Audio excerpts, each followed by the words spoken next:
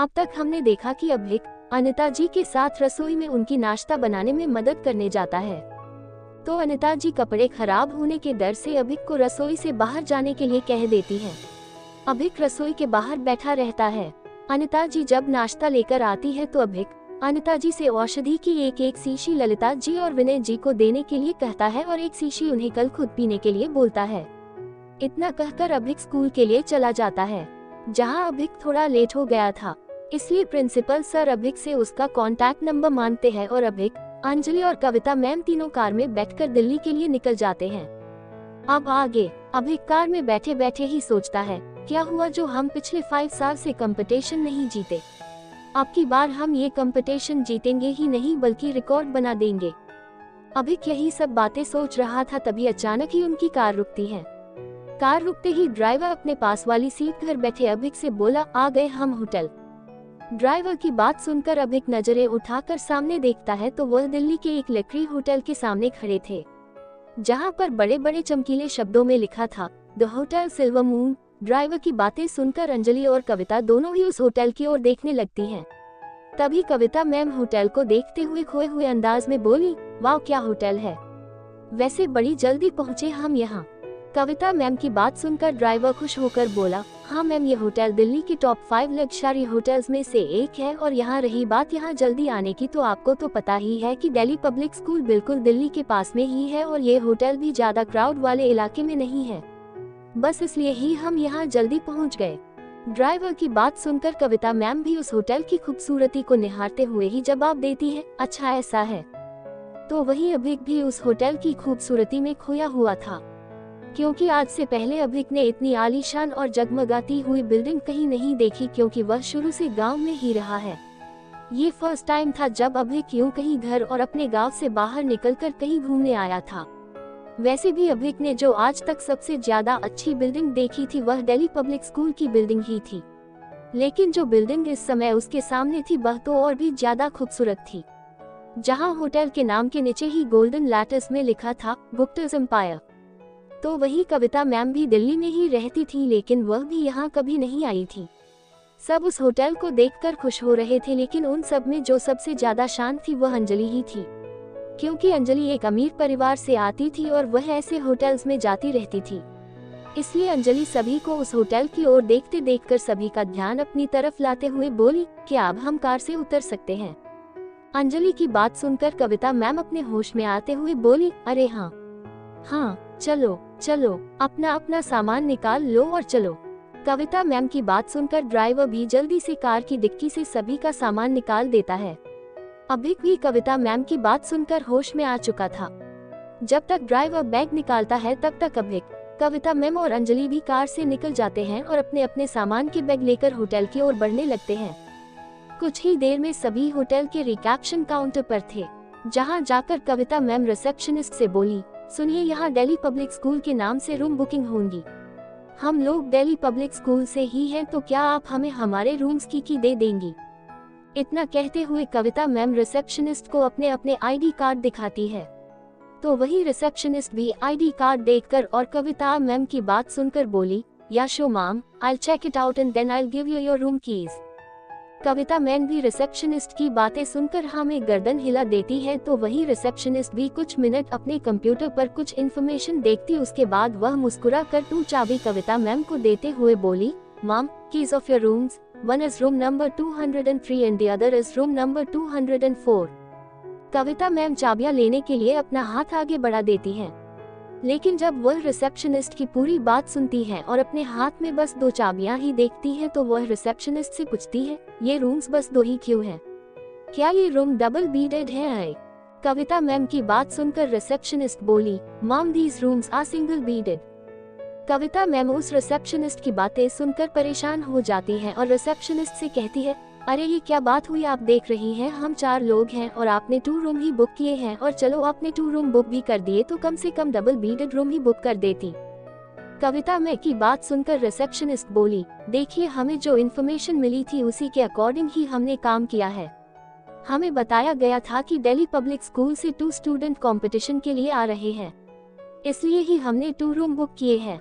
Receptionist की बात सुनकर कविता में झुंझलाहट के साथ बोली, आपसे किसी ने कहा कि है यहाँ 2 स्टूडेंट्स आएंगे, तो अपने बस 2 रूम्स ही बुक्स किए हैं।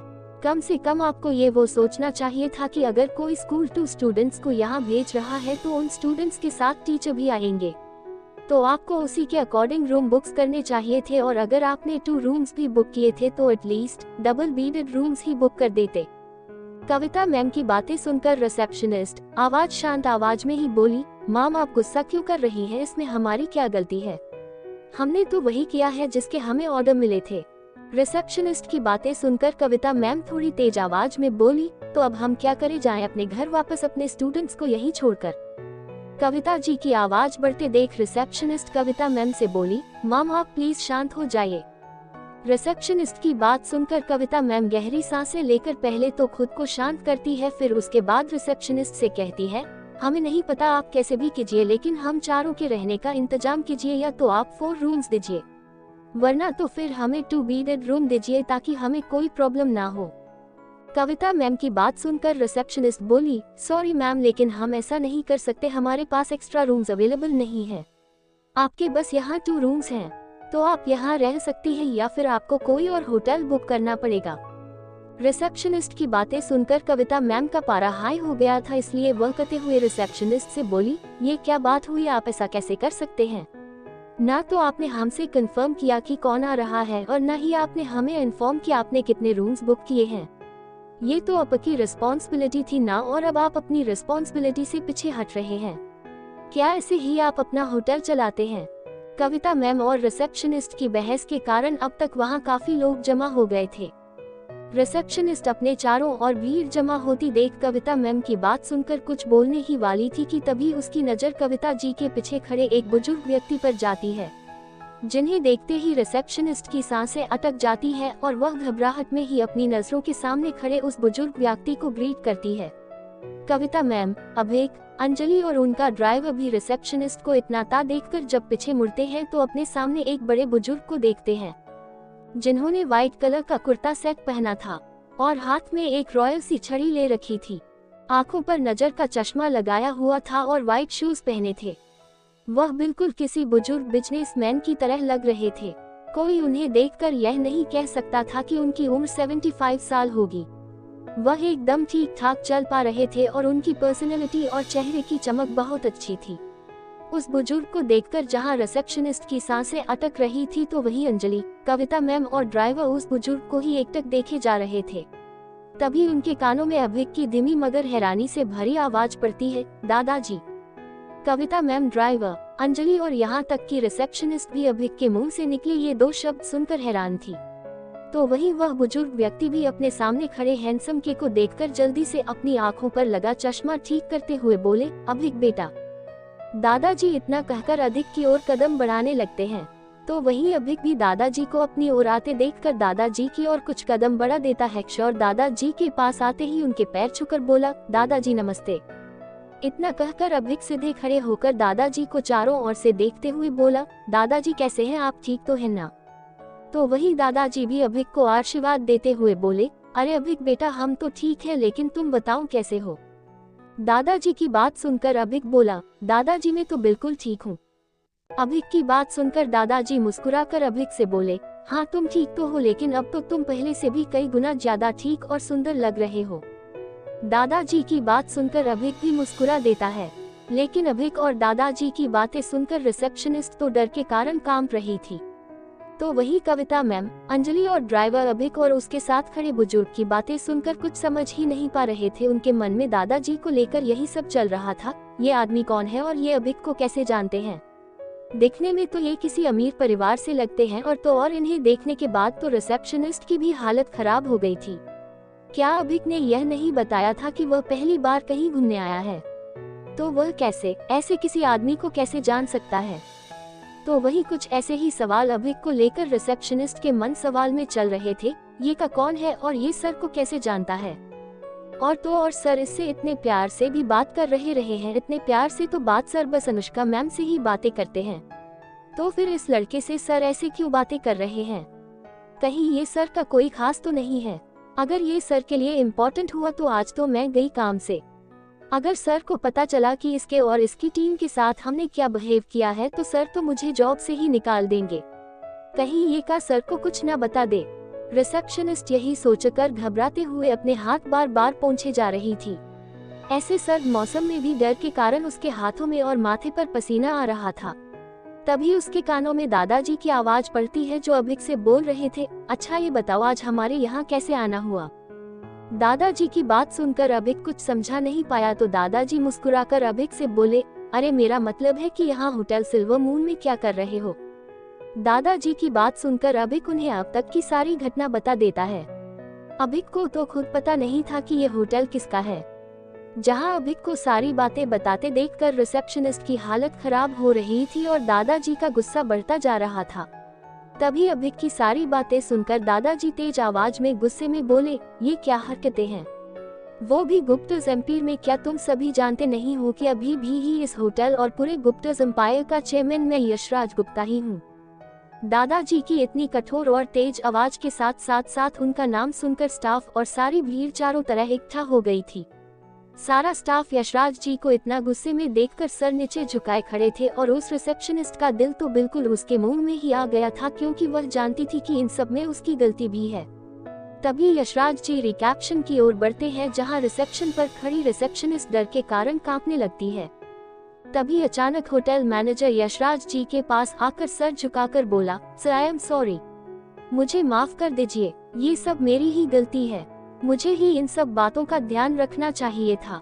मैनेजर की बातें सुनकर है यशराज जी मैनेजर से बोले, अमित तुम अपनी बहन को बचाने की नाकाम कोशिश कर रहे हो। मैं जानता हूँ ये तुम्हारा काम नहीं है, ये सारा काम रिसेप्शन वालों का होता है और तुम्हें पता है ना, मैं काम में जरा भी लापरवाही बर्दाश्त नहीं करता और ये तो काम में लापरवाही के साथ साथ कस्टमर से भी लापरवाही से बात कर रही है। यशराज जी को इतने गुस्से में देखकर अभिक जल्दी से यशराज जी के पास जाकर बोला, दादाजी आप इतना ज्यादा गुस्सा मत कीजिए, गुस्सा आपकी सेहत के लिए ठीक नहीं है, आप शांत हो जाइए, हम ये मामला शांति से भी संभाल सकते हैं, आप लंबी लंबी सांस लीजिए। अभिक की बात सुनकर यशराज जी एक नजर अभिक को देखकर लंबी लंबी सांसें लेकर खुद की शांत करने की कोशिश करते हैं। होटल मैनेजर अमित भी दादाजी को शांत होते देखकर और अभिक की बात मानता देखकर हैरान था, क्योंकि यशराज जी को शांत करना कोई आसान काम नहीं था। लेकिन अभिक ने कुछ शब्दों से यशराज जी को शांत करा दिया था। अमित ये देखकर इतना तो समझ गया था कि अभिक यशराज जी के लिए काफी मायने रखता है, इसलिए अमित यशराज जी का गुस्सा ठंडा होते ही यशराज जी से बोला, सर आप चिंता मत कीजिए, आप जो कहेंगे वही होगा।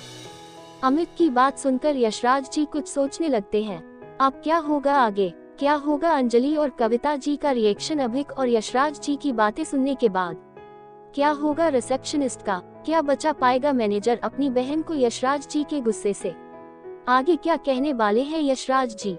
अपने इन्हीं सभी सवालों के जवाब जानने के लिए देखते रहिए द मिस्टीरियस मैन, सिर्फ आपके अपने YouTube चैनल पर।